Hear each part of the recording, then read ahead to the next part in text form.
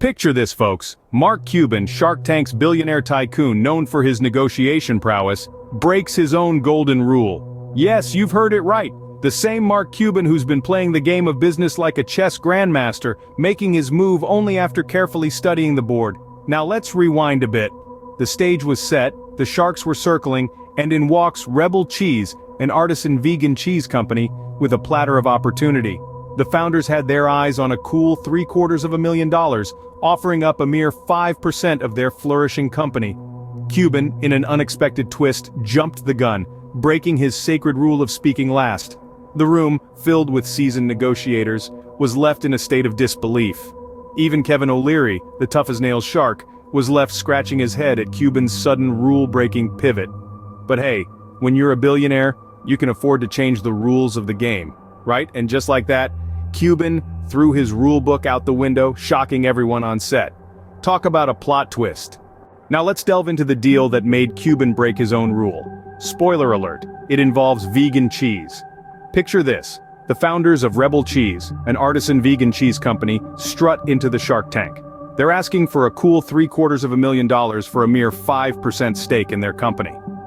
The cheese game is strong with these ones. They've already raked in $2.5 million in the previous year and are projected to make another $1 million more this year.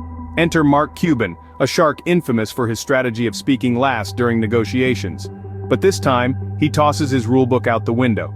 With a tempting offer of $750,000 for a 10% stake, Cuban dives headfirst into the deal. But he doesn't go it alone. He ropes in Lori Greiner, the queen of QVC and a charcuterie board delivery company mogul. The founders, they wanted the money, sure, but they also wanted the mentorship. They needed help with distribution and marketing, and who better to guide them than two seasoned sharks? Now you might be thinking, this all sounds too good to be true, right? Well, it almost was. There was some back and forth, some hemming and hawing, but then, in swoops Kevin O'Leary, the man, the myth, the legend. With his persuasive skills, he convinces the founders to bite the bullet and accept the offer from Cuban and Greiner. So in a nutshell, Cuban and Greiner became the proud new investors of Rebel Cheese, all thanks to O'Leary's persuasive skills. Who would have thought? Well folks, breaking rules has its consequences, or in Cuban's case, does it? Let's dive into the swirling aftermath of Cuban's rule break and the success of the Rebel Cheese deal. Fresh off the negotiation table, the Rebel Cheese founders walked away with a whopping $750,000 and a 10% stake claimed by Cuban. But what's more, they also scored a collaboration with Lori Greiner and her wildly successful charcuterie delivery company. Talk about a win-win situation. But let's not forget the one who threw the rulebook out the window. Mark Cuban, the rule breaker himself. Did he lose anything? Well, not really. He got himself a slice of the Rebel Cheese pie and a chance to collaborate with Lori Greiner. And let's be real, who wouldn't want that? But let's take a moment to humorously speculate on the possible implications for future Shark Tank negotiations. Will we see more sharks breaking their own rules? Will the negotiation table turn into a free-for-all, with sharks jumping the gun to make an offer?